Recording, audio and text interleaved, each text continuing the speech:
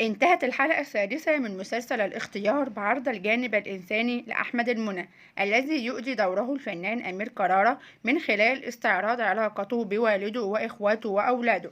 ومن المتوقع أن تشهد الحلقة السابعة معركة جديدة للمنسى أمير كرارة في سيناء بعد أن أنهى أجازته التي قضاها مع الأسرة والأصدقاء في القاهرة. كان يبتر ميمي مخرج مسلسل الاختيار الذي يعرض حاليا على فضائية كشف في وقت سابق عند المعركة الثالثة المقرر عرضها في الحلقة السابعة. وأوضح ميمي في تنويه عبر حسابه على موقع التواصل الاجتماعي فيسبوك أن المعركة القادمة للبطل أحمد منسي في المسلسل تأتي تحت عنوان خيال المأتة. تدور أحداث مسلسل الاختيار عن قصة حقيقية حول الوفاء والخيانة، حيث يتناول العمل حياة أحمد صابر المنسي قائد الكتيبة 103 صاعقة الذي استشهد في كمين مربع البورس في مدينة رفح عام 2017 أثناء التصدي لهجوم إرهابي في سيناء. فيما يظهر العمل العديد من الجوانب الاجتماعية والإنسانية في حياة البطل الراحل. مسلسل الاختيار بطولة أحمد العوضي وأمير كرارة.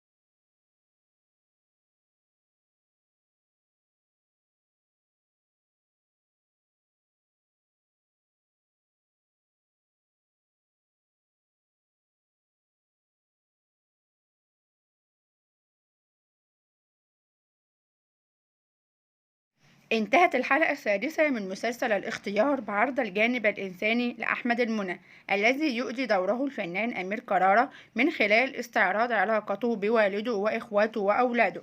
ومن المتوقع أن تشهد الحلقة السابعة معركة جديدة للمنسى أمير كرارة في سيناء بعد أن أنهى أجازته التي قضاها مع الأسرة والأصدقاء في القاهرة. كان يبتر ميمي مخرج مسلسل الاختيار الذي يعرض حاليا على فضائية كشف في وقت سابق عند المعركة الثالثة المقرر عرضها في الحلقة السابعة. وأوضح ميمي في تنويه عبر حسابه على موقع التواصل الاجتماعي فيسبوك أن المعركة القادمة للبطل أحمد منسي في المسلسل تأتي تحت عنوان خيال المأتة. تدور أحداث مسلسل الاختيار عن قصة حقيقية حول الوفاء والخيانة، حيث يتناول العمل حياة أحمد صابر المنسي قائد الكتيبة 103 صاعقة الذي استشهد في كمين مربع البورس في مدينة رفح عام 2017 أثناء التصدي لهجوم إرهابي في سيناء. فيما يظهر العمل العديد من الجوانب الاجتماعية والإنسانية في حياة البطل الراحل. مسلسل الاختيار بطولة أحمد العوضي وأمير كرارة.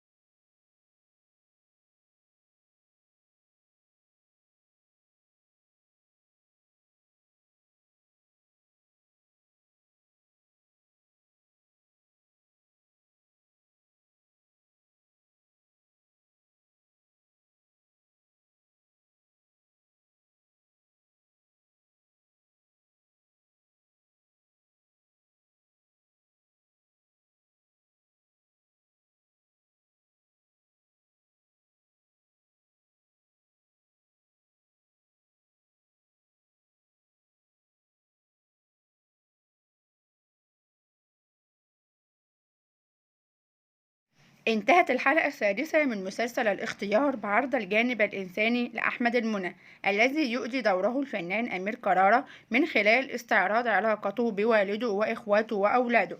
ومن المتوقع أن تشهد الحلقة السابعة معركة جديدة للمنسى أمير كرارة في سيناء بعد أن أنهى أجازته التي قضاها مع الأسرة والأصدقاء في القاهرة.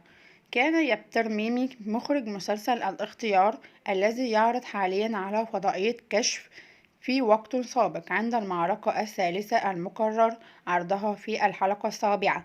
وأوضح ميمي في تنويه عبر حسابه على موقع التواصل الاجتماعي فيسبوك أن المعركة القادمة للبطل أحمد منسي في المسلسل تأتي تحت عنوان خيال المأتة. تدور أحداث مسلسل الاختيار عن قصة حقيقية حول الوفاء والخيانة، حيث يتناول العمل حياة أحمد صابر المنسي قائد الكتيبة 103 صاعقة الذي استشهد في كمين مربع البورس في مدينة رفح عام 2017 أثناء التصدي لهجوم إرهابي في سيناء، فيما يظهر العمل العديد من الجوانب الاجتماعية والإنسانية في حياة البطل الراحل. مسلسل الاختيار بطولة أحمد العوضي وأمير كرارة.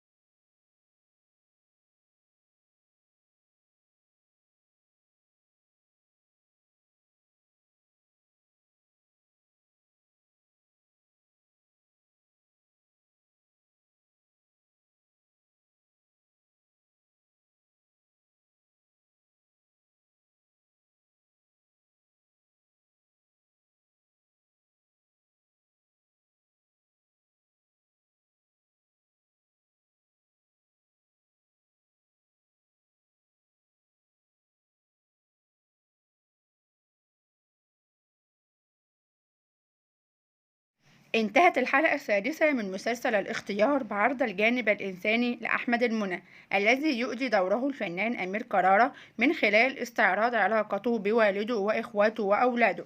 ومن المتوقع أن تشهد الحلقة السابعة معركة جديدة للمنسى أمير كرارة في سيناء بعد أن أنهى أجازته التي قضاها مع الأسرة والأصدقاء في القاهرة. كان يبتر ميمي مخرج مسلسل الاختيار الذي يعرض حاليا على فضائية كشف في وقت سابق عند المعركة الثالثة المقرر عرضها في الحلقة السابعة. وأوضح ميمي في تنويه عبر حسابه على موقع التواصل الاجتماعي فيسبوك أن المعركة القادمة للبطل أحمد منسي في المسلسل تأتي تحت عنوان خيال المأتة. تدور أحداث مسلسل الاختيار عن قصة حقيقية حول الوفاء والخيانة، حيث يتناول العمل حياة أحمد صابر المنسي قائد الكتيبة 103 صاعقة الذي استشهد في كمين مربع البورس في مدينة رفح عام 2017 أثناء التصدي لهجوم إرهابي في سيناء، فيما يظهر العمل العديد من الجوانب الاجتماعية والإنسانية في حياة البطل الراحل. مسلسل الاختيار بطولة أحمد العوضي وأمير كرارة.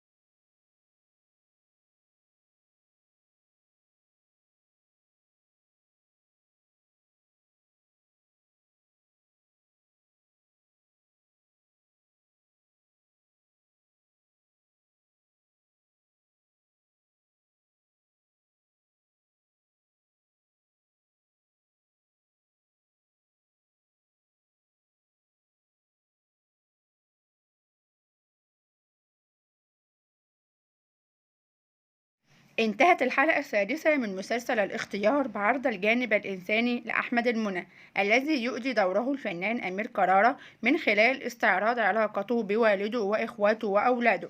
ومن المتوقع أن تشهد الحلقة السابعة معركة جديدة للمنسى أمير كرارة في سيناء بعد أن أنهى أجازته التي قضاها مع الأسرة والأصدقاء في القاهرة.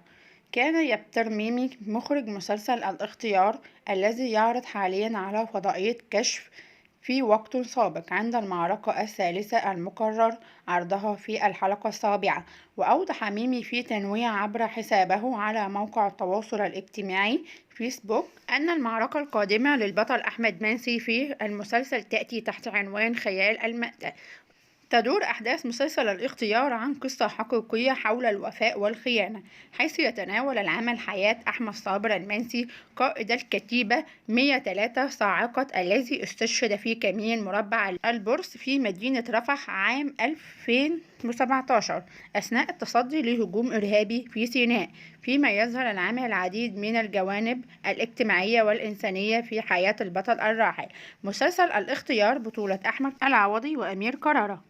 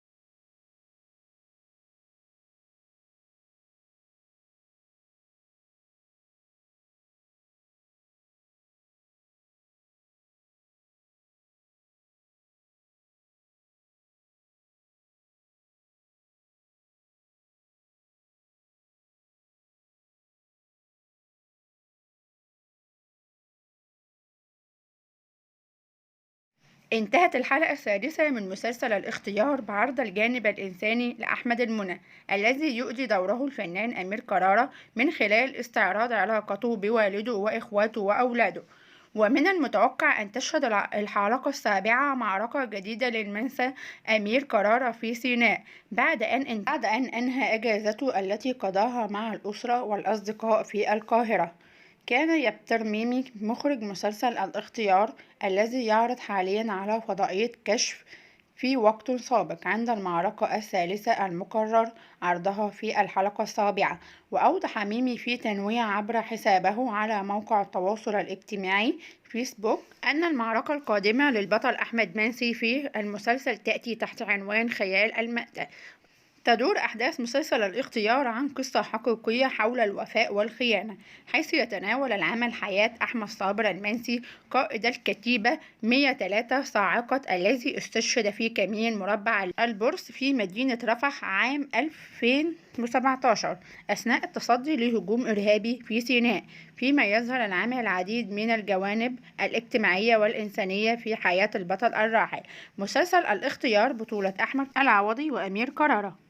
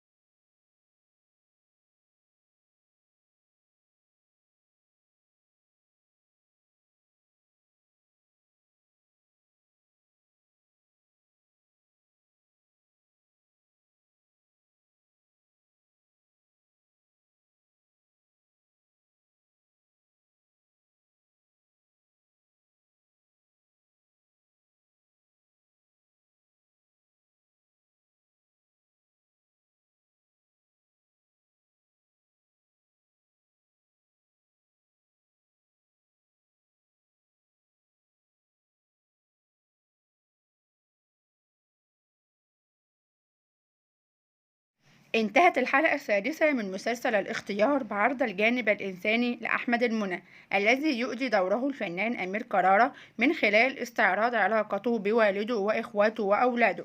ومن المتوقع أن تشهد الحلقة السابعة معركة جديدة للمنسى أمير كرارة في سيناء بعد أن أنهى أجازته التي قضاها مع الأسرة والأصدقاء في القاهرة. كان يبتر ميمي مخرج مسلسل الاختيار الذي يعرض حاليا على فضائية كشف في وقت سابق عند المعركة الثالثة المقرر عرضها في الحلقة السابعة. وأوضح ميمي في تنويه عبر حسابه على موقع التواصل الاجتماعي فيسبوك أن المعركة القادمة للبطل أحمد منسي في المسلسل تأتي تحت عنوان خيال المأتة.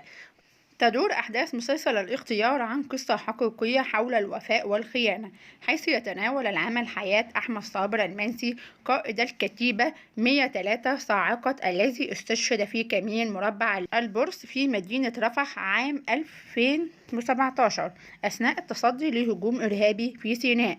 فيما يظهر العمل العديد من الجوانب الاجتماعية والإنسانية في حياة البطل الراحل.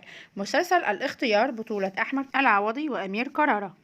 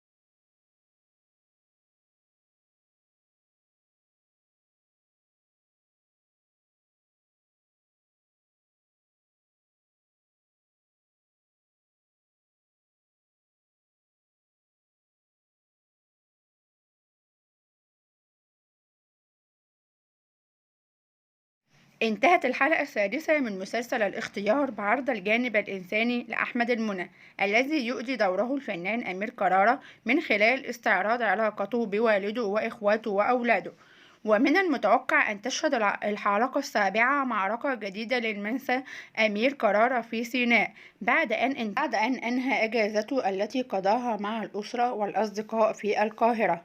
كان يبتر ميمي مخرج مسلسل الاختيار الذي يعرض حاليا على فضائية كشف في وقت سابق عند المعركة الثالثة المقرر عرضها في الحلقة السابعة.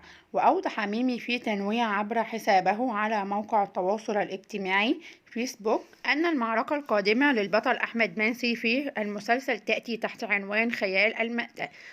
تدور أحداث مسلسل الاختيار عن قصة حقيقية حول الوفاء والخيانة، حيث يتناول العمل حياة أحمد صابر المنسي قائد الكتيبة 103 صاعقة الذي استشهد في كمين مربع البورس في مدينة رفح عام 2017 أثناء التصدي لهجوم إرهابي في سيناء.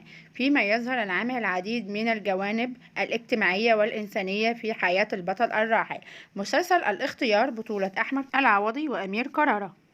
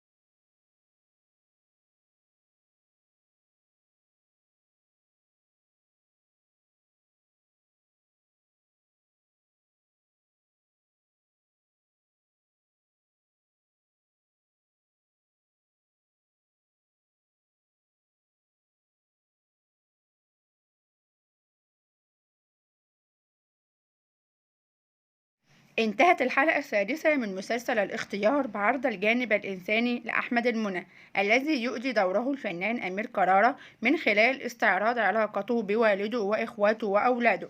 ومن المتوقع أن تشهد الحلقة السابعة معركة جديدة للمنسى أمير كرارة في سيناء بعد أن أنهى أجازته التي قضاها مع الأسرة والأصدقاء في القاهرة. كان يبتر ميمي مخرج مسلسل الاختيار الذي يعرض حاليا على فضائية كشف في وقت سابق عند المعركة الثالثة المقرر عرضها في الحلقة السابعة. وأوضح ميمي في تنويه عبر حسابه على موقع التواصل الاجتماعي فيسبوك أن المعركة القادمة للبطل أحمد منسي في المسلسل تأتي تحت عنوان خيال المأتة. تدور أحداث مسلسل الاختيار عن قصة حقيقية حول الوفاء والخيانة، حيث يتناول العمل حياة أحمد صابر المنسي قائد الكتيبة 103 صاعقة الذي استشهد في كمين مربع البورس في مدينة رفح عام 2017 أثناء التصدي لهجوم إرهابي في سيناء، فيما يظهر العمل العديد من الجوانب الاجتماعية والإنسانية في حياة البطل الراحل. مسلسل الاختيار بطولة أحمد العوضي وأمير كرارة.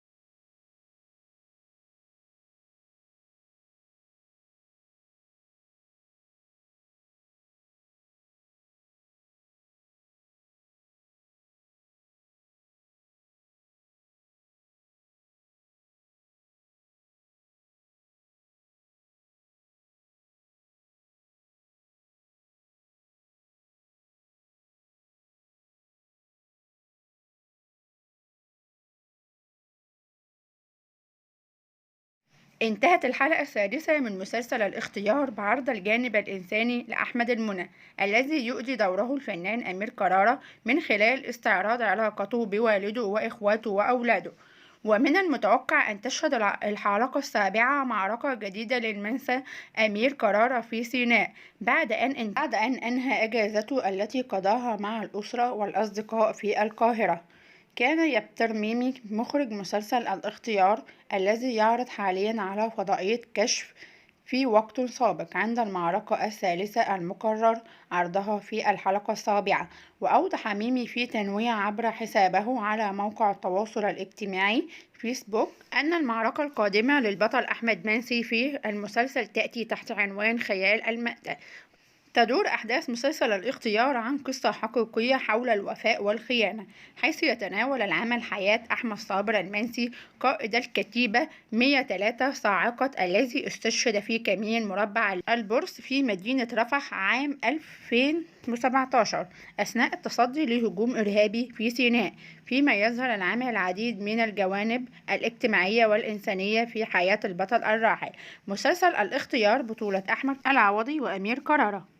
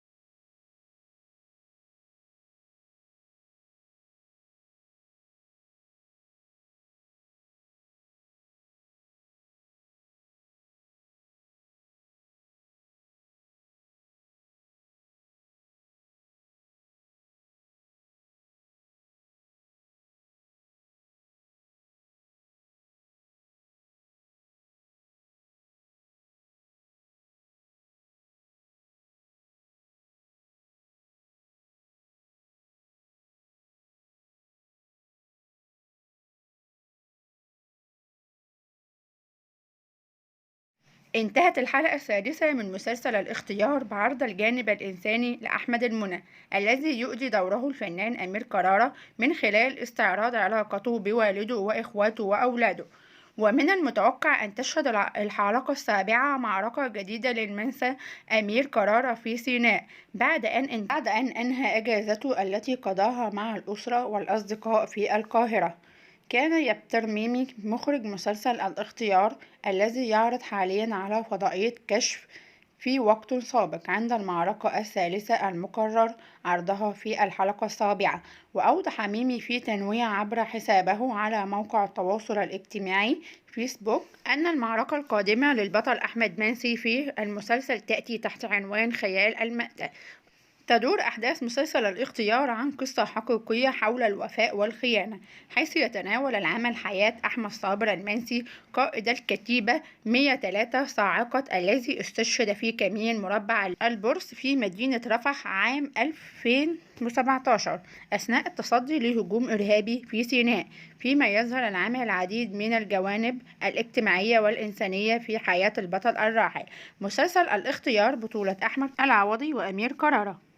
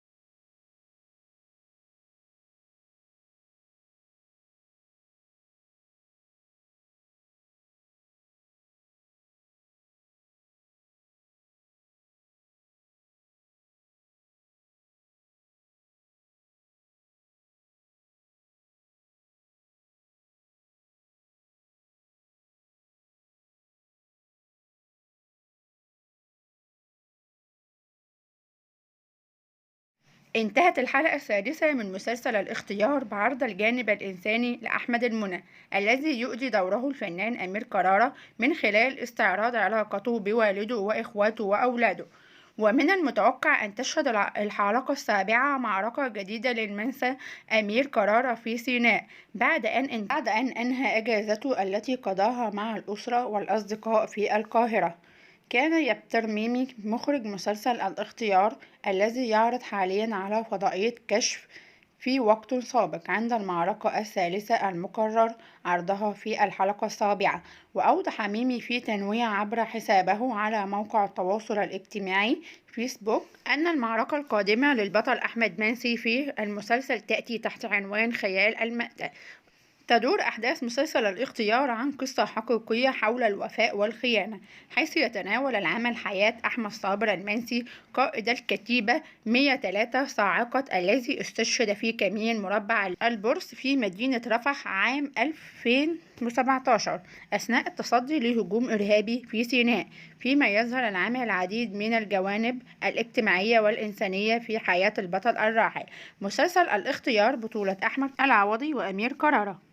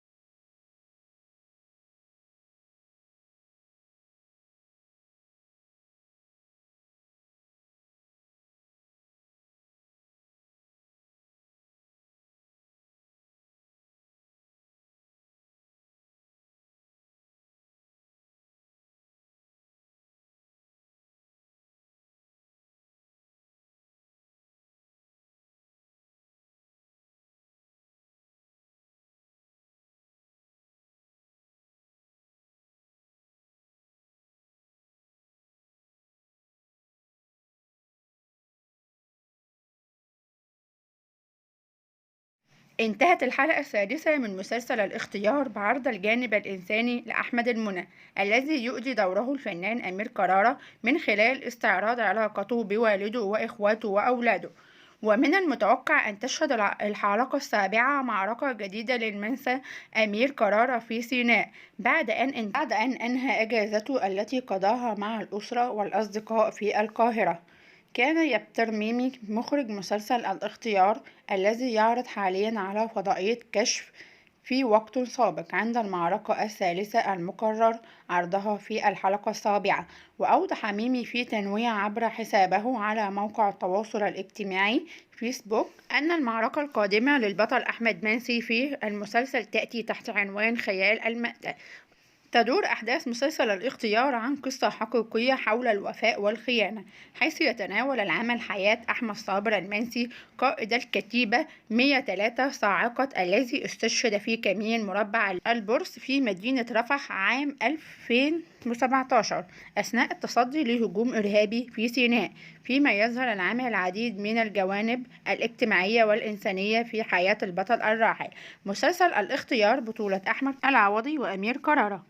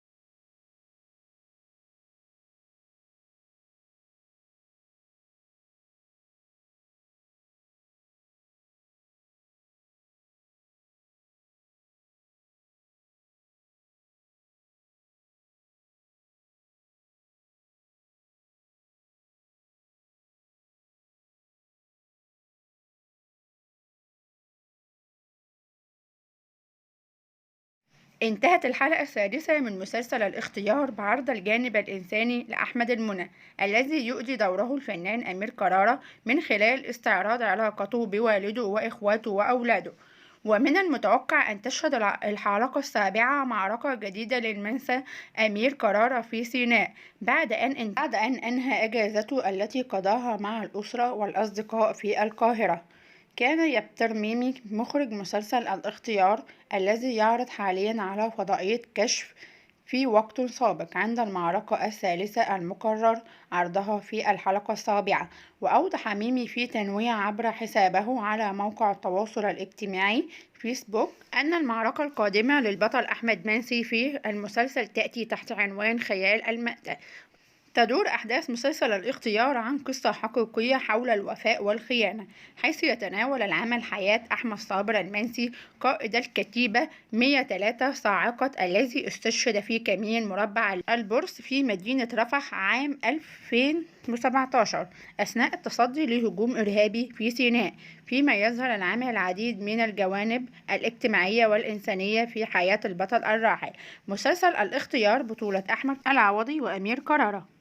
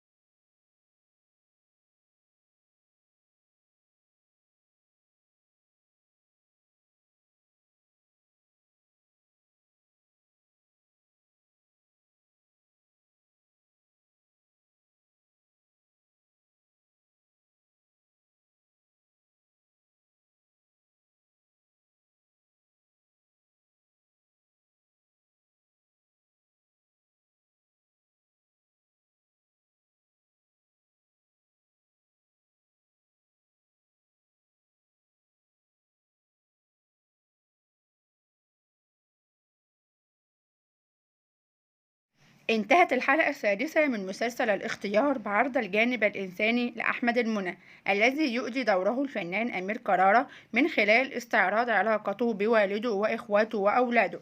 ومن المتوقع أن تشهد الحلقة السابعة معركة جديدة للمنسى أمير كرارة في سيناء بعد أن أنهى أجازته التي قضاها مع الأسرة والأصدقاء في القاهرة. كان يبتر ميمي مخرج مسلسل الاختيار الذي يعرض حاليا على فضائية كشف في وقت سابق عند المعركة الثالثة المقرر عرضها في الحلقة السابعة. وأوضح ميمي في تنويه عبر حسابه على موقع التواصل الاجتماعي فيسبوك أن المعركة القادمة للبطل أحمد منسي في المسلسل تأتي تحت عنوان خيال المأتة. تدور أحداث مسلسل الاختيار عن قصة حقيقية حول الوفاء والخيانة، حيث يتناول العمل حياة أحمد صابر المنسي قائد الكتيبة 103 صاعقة الذي استشهد في كمين مربع البورس في مدينة رفح عام 2017 أثناء التصدي لهجوم إرهابي في سيناء، فيما يظهر العمل العديد من الجوانب الاجتماعية والإنسانية في حياة البطل الراحل. مسلسل الاختيار بطولة أحمد العوضي وأمير كرارة.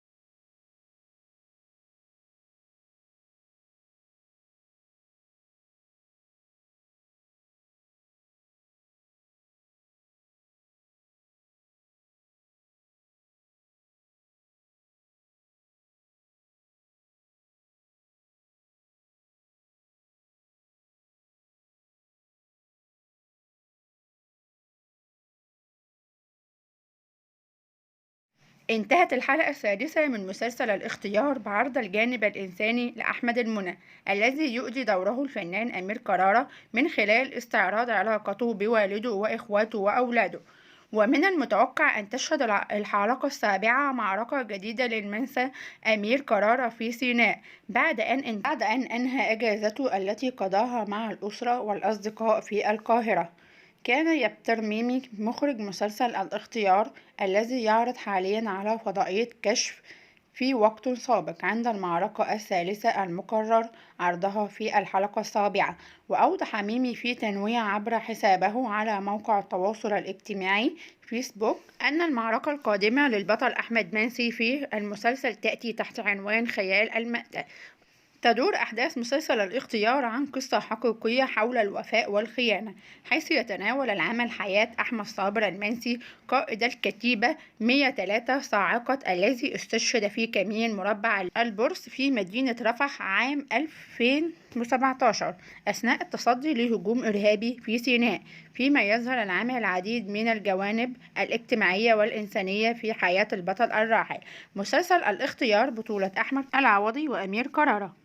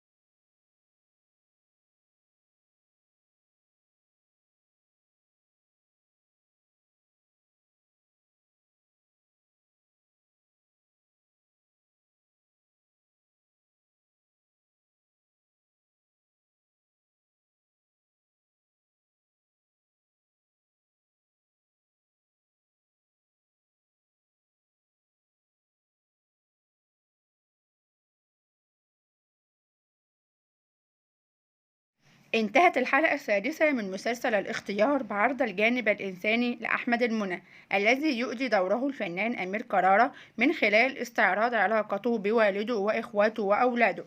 ومن المتوقع أن تشهد الحلقة السابعة معركة جديدة للمنسى أمير كرارة في سيناء بعد أن أنهى أجازته التي قضاها مع الأسرة والأصدقاء في القاهرة. كان يبتر ميمي مخرج مسلسل الاختيار الذي يعرض حاليا على فضائية كشف في وقت سابق عند المعركة الثالثة المقرر عرضها في الحلقة السابعة. وأوضح ميمي في تنويه عبر حسابه على موقع التواصل الاجتماعي فيسبوك أن المعركة القادمة للبطل أحمد منسي في المسلسل تأتي تحت عنوان خيال المأتة. تدور أحداث مسلسل الاختيار عن قصة حقيقية حول الوفاء والخيانة، حيث يتناول العمل حياة أحمد صابر المنسي قائد الكتيبة 103 صاعقة الذي استشهد في كمين مربع البورس في مدينة رفح عام 2017 أثناء التصدي لهجوم إرهابي في سيناء. فيما يظهر العمل العديد من الجوانب الاجتماعية والإنسانية في حياة البطل الراحل. مسلسل الاختيار بطولة أحمد العوضي وأمير كرارة.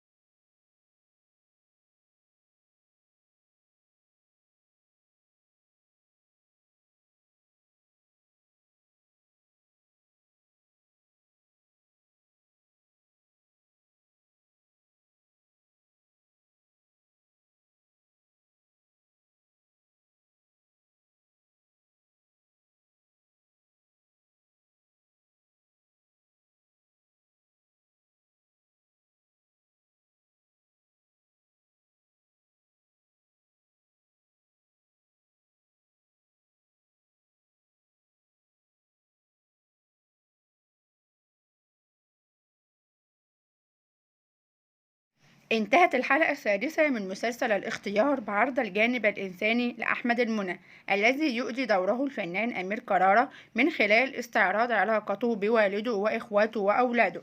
ومن المتوقع أن تشهد الحلقة السابعة معركة جديدة للمنسى أمير كرارة في سيناء بعد أن أنهى أجازته التي قضاها مع الأسرة والأصدقاء في القاهرة. كان يبتر ميمي مخرج مسلسل الاختيار الذي يعرض حاليا على فضائية كشف في وقت سابق عند المعركة الثالثة المقرر عرضها في الحلقة السابعة. وأوضح ميمي في تنويه عبر حسابه على موقع التواصل الاجتماعي فيسبوك أن المعركة القادمة للبطل أحمد منسي في المسلسل تأتي تحت عنوان خيال المأتة. تدور أحداث مسلسل الاختيار عن قصة حقيقية حول الوفاء والخيانة، حيث يتناول العمل حياة أحمد صابر المنسي قائد الكتيبة 103 صاعقة الذي استشهد في كمين مربع البورس في مدينة رفح عام 2017 أثناء التصدي لهجوم إرهابي في سيناء. فيما يظهر العمل العديد من الجوانب الاجتماعية والإنسانية في حياة البطل الراحل. مسلسل الاختيار بطولة أحمد العوضي وأمير كرارة.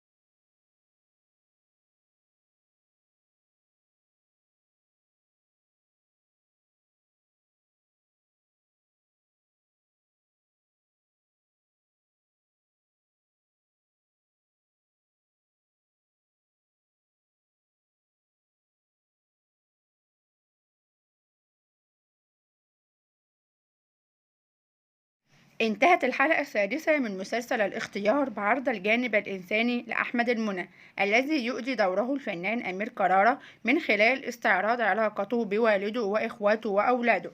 ومن المتوقع أن تشهد الحلقة السابعة معركة جديدة للمنسى أمير كرارة في سيناء بعد أن أنهى أجازته التي قضاها مع الأسرة والأصدقاء في القاهرة. كان يبتر ميمي مخرج مسلسل الاختيار الذي يعرض حاليا على فضائية كشف في وقت سابق عند المعركة الثالثة المقرر عرضها في الحلقة السابعة. وأوضح ميمي في تنويه عبر حسابه على موقع التواصل الاجتماعي فيسبوك أن المعركة القادمة للبطل أحمد منسي في المسلسل تأتي تحت عنوان خيال المأتة.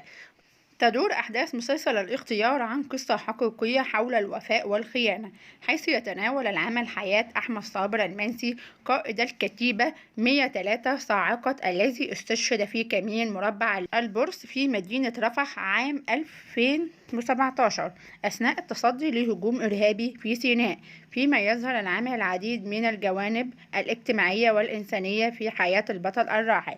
مسلسل الاختيار بطولة أحمد العوضي وأمير كرارة.